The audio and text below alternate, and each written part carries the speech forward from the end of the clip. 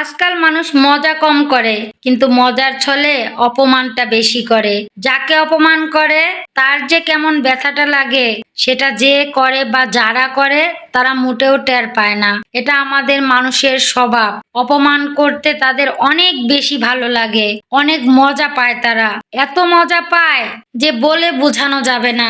যাই হোক, যার যেরকম স্বভাব সে ওইরকমই করবে। আসসালামু আলাইকুম, সবাই কেমন আছেন? আলহামদুলিল্লাহ, আমি অনেক ভালো আছি। আজকের ব্লগটাও সকাল থেকেই শুরু করেছি। সকালবেলা ঘুম থেকে উঠে দেখি বৃষ্টি শুরু হয়েছে। তো বৃষ্টিটা একটু থামার পর আমি যাচ্ছিলাম ফার্মে। তো যাওয়ার পথে দেখি চতুর্দিকে ধান লাগানো হচ্ছে। আর এই যে ফার্মে যাওয়ার রাস্তার তো একদম বেহাল অবস্থা।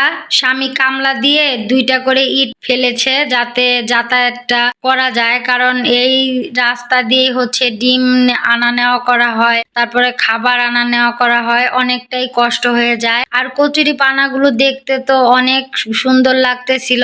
আর এখন যেহেতু ধান লাগানো হচ্ছে, কয়েকদিন পর যখন ধানগুলো সবুজ হয়ে যাবে তখন কিন্তু পুরা গ্রামটাই অন্যরকম সৌন্দর্যে রূপ নিবে। তো যাই হোক, কথা বলতে বলতে ফার্মে এসে পড়েছি। ফার্মে এসে দেখি মানে ফার্মের কাজ তো চলতেছে, আর এদিকে হচ্ছে স্বামীর কাজও চলছে। স্বামী এই যে সকালবেলায় মুরগিকে খাবার দিবে, খাদ্য পাত্র পরিষ্কার করতেছে। তার মানে সকাল থেকেই কাজ শুরু হয়, কাজ না থাকলেও খুঁজে খুঁজে বের করে। আর এই যে ডিমগুলো ধরতে বা দেখতে যতটা ভালো লাগে আমার কাছে, খেতে একদমই ভালো লাগে না। ছোটবেলা থেকেই বাবার ফার্ম দেখেছি, তারপর ফার্মের ডিম দেখেছি, তো এজন্য এখন আর ডিম খেতে ভালো লাগে না।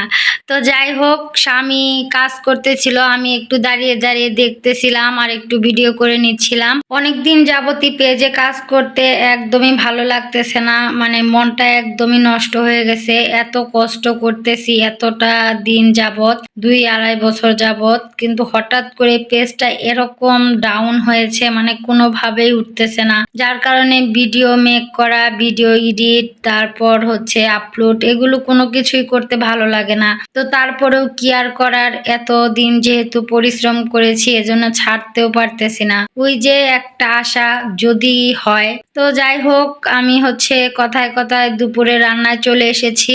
সকালবেলা হালকা পাতলা নাস্তা খেয়েছি, তো ওইটা আর দেখালাম না। আমি হচ্ছে দুপুরের জন্য কই মাছ ভেজে নিচ্ছিলাম। কই মাছ ভাজি খেতে কিন্তু আমার কাছে ভীষণ ভীষণ মজা লাগে, কার কাছে কেমন লাগে জানি না। আর এদিকে হচ্ছে চুলায় মশলা কষিয়ে মাছগুলো কষিয়ে নিচ্ছি রান্না করার জন্য। আজকে হচ্ছে আমি কচু দিয়ে মাছ রান্না করব। স্বামীর নাকি কচু খাওয়ার জন্য আত্মা বের হয়ে যাচ্ছে। তো আমি থাকতে স্বামীর আত্মা বের হয়ে যাবে, এটা কোনো কথা? স্বামীর কথা শুনেই হচ্ছে আজকে আর দেরি করিনি, তাড়াতাড়ি কচু কেটে রান্না করতে এসে পড়েছি। তো সুন্দর করে মাছগুলো উঠিয়ে নিয়েছি, তারপর হচ্ছে এখন কচুগুলো দিয়ে দিলাম। এখন হচ্ছে ভালোভাবে কষাবো। তো আমি বরাবরই বলি, মাছ মাংস তারপর সবজি যত কষানো হবে খেতে কিন্তু ততই ভালো লাগবে। তো এর মধ্যে কিন্তু একটা গন্ডগোল হয়েছে, মানে রান্না করতেছিলাম আর ভাবতেছিলাম যে কত তাড়াতাড়ি রান্না করব আর কত তাড়াতাড়ি মানে আমি সামনে কচু নিয়ে দিব, কিন্তু এর মধ্যে আমার গ্যাসও মানে টিপ টিপ করতেছিল। আমিও আল্লাহ আল্লাহ করতেছিলাম যে আল্লাহ কোনো রকম ভাবে রান্নাটা শেষ করি। তো এই যে ঝোল দিলাম, তারপর হচ্ছে শুধু মাছটি দেওয়াও শেষ, আমার গ্যাস যাওয়াও শেষ। মানে যেদিন ভাববো যে একটু তাড়াতাড়ি রান্নাটা শেষ করব, তাড়াতাড়ি সবকিছু করে ফেলবো, ওই দিনই কোনো না কোনো একটা গন্ডগোল বেঁধেই যাবে। তো যাই হোক, কি আর করা যাবে, মাছগুলো দিয়ে নিচ্ছি, মানে কোনো রকম একটু একটু করে টিপ টিপ টিপ টিপ করে জ্বলতেছে। তো এর মধ্যে হচ্ছে ভাবির রান্নাও শেষ হয়ে গিয়েছিল, পরে রান্নাঘরে চলে গিয়েছিলাম, ওই ভিডিও আর করা হয়নি। তারপর রাতের বেলা গিয়েছিলাম ভাগ্নির ওইখানে, মানে জিসার ওইখানে। তো ভাগ্নি সুন্দর করে আমাদের জন্য মুড়ি মাখাচ্ছিল। ভাগ্নির হাতের মুড়ি মাখানো এত মজা, মানে কি বলবো। আমরা আসলে সবাই ভাগ্নির মুড়ি মাখানোটা ভীষণ পছন্দ করি, মানে চেটে পুটে সব মানে সাফ করে ফেলি।